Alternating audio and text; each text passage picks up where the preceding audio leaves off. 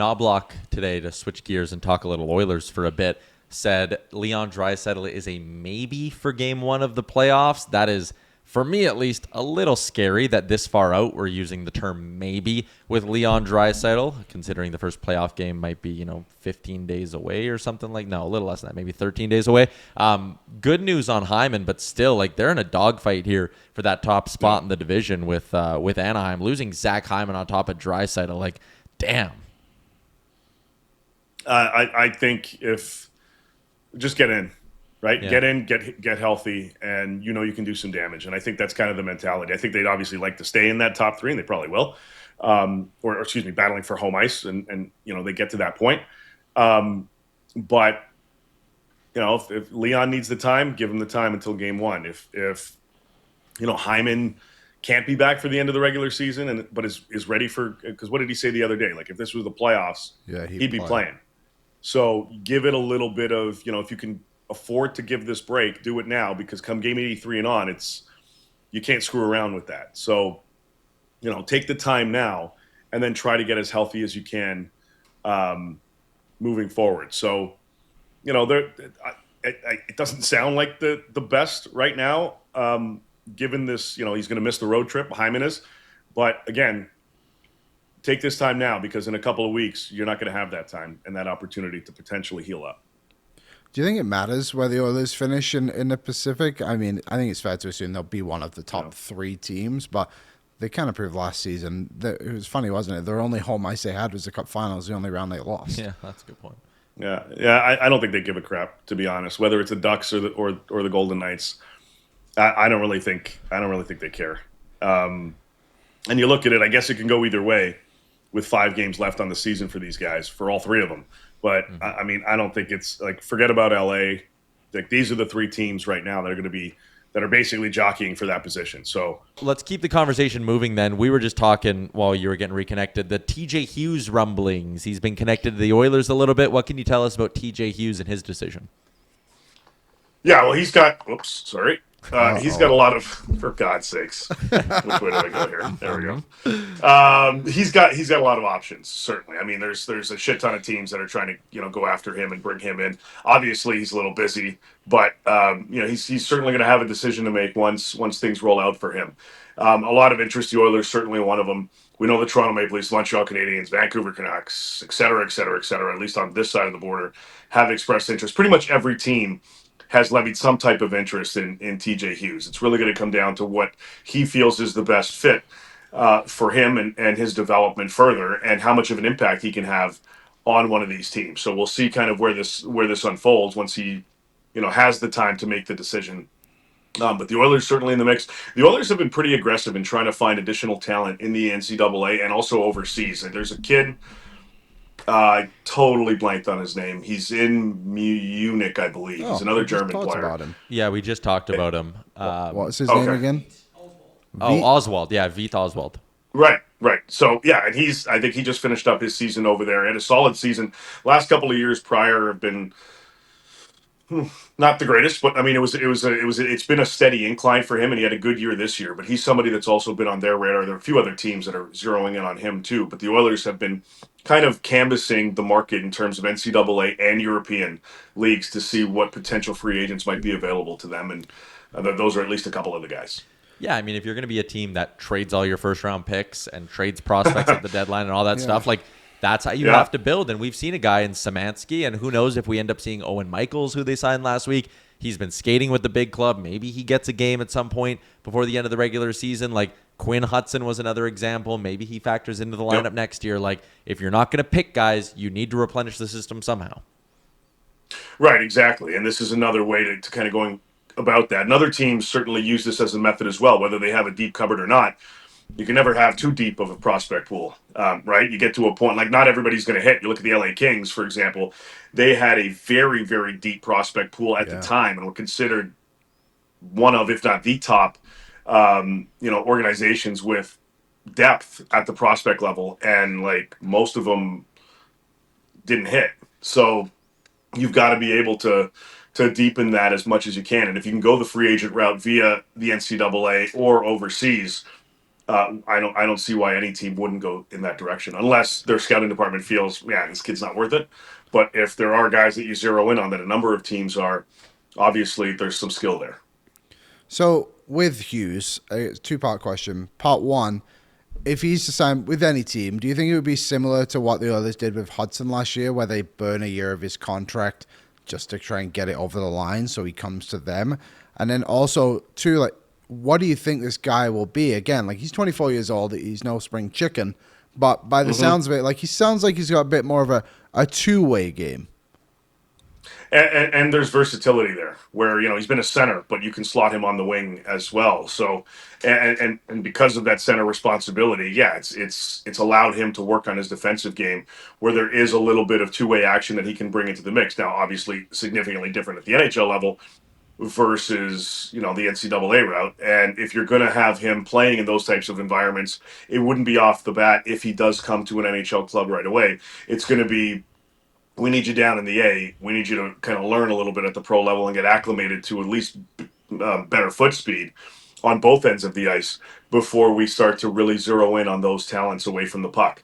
I think for him, like, there are, like I mentioned, a few teams like Vancouver and Toronto. Well, their season's done in like 12 days. So is there an environment where, in Toronto's case, you go to the A and you play the rest of the season on an ATO, and then you've got your 3 years that kick in next season? Or does it incentivize Hughes more to join a team like the Oilers, for example? And there are a lot of other playoff-bound teams in the mix. But if you're going to be given an opportunity to play the last 3 games of the regular season, for example, and then potentially in the playoffs, if there is connection there, if there is if you see that there's automatic correlation to his game along with what you've got already, then that's an added bonus for the team, but it's also an added bonus for him.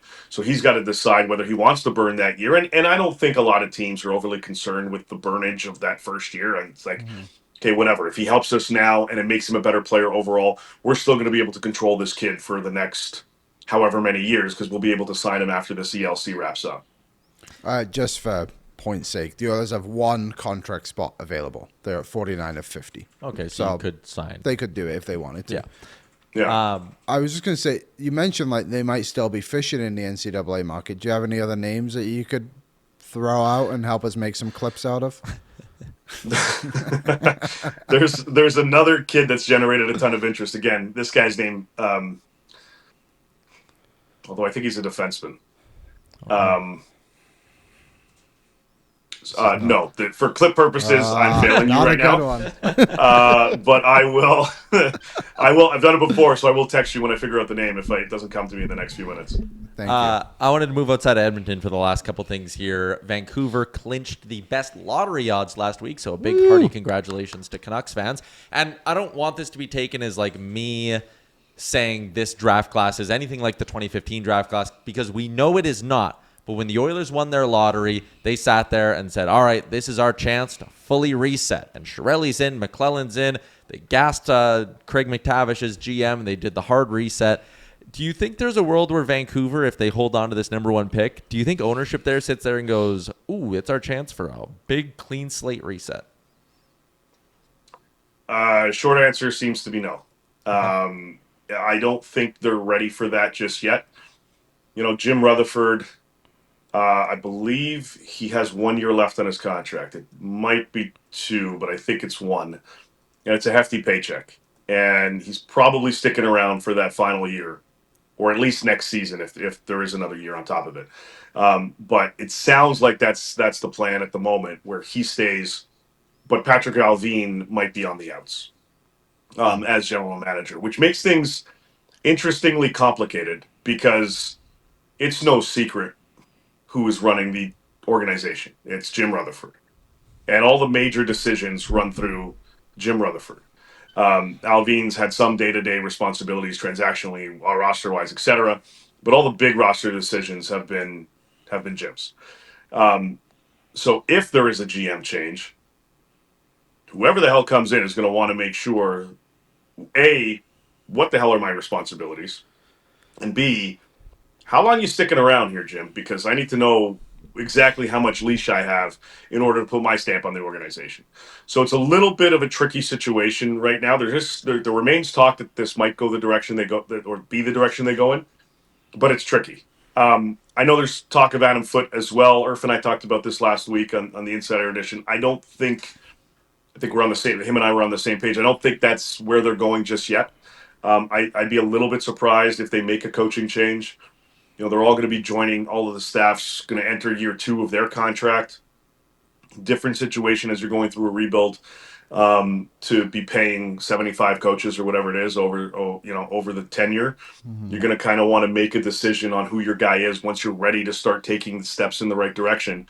They're still going to be making a lot of roster changes this offseason that are going to parlay into the rebuild being the rebuild. So some interesting things are on the horizon for the Vancouver Canucks, whether it's now or next season or next offseason or both.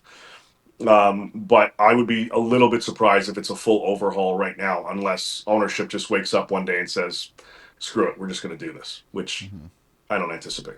Last one, Liam?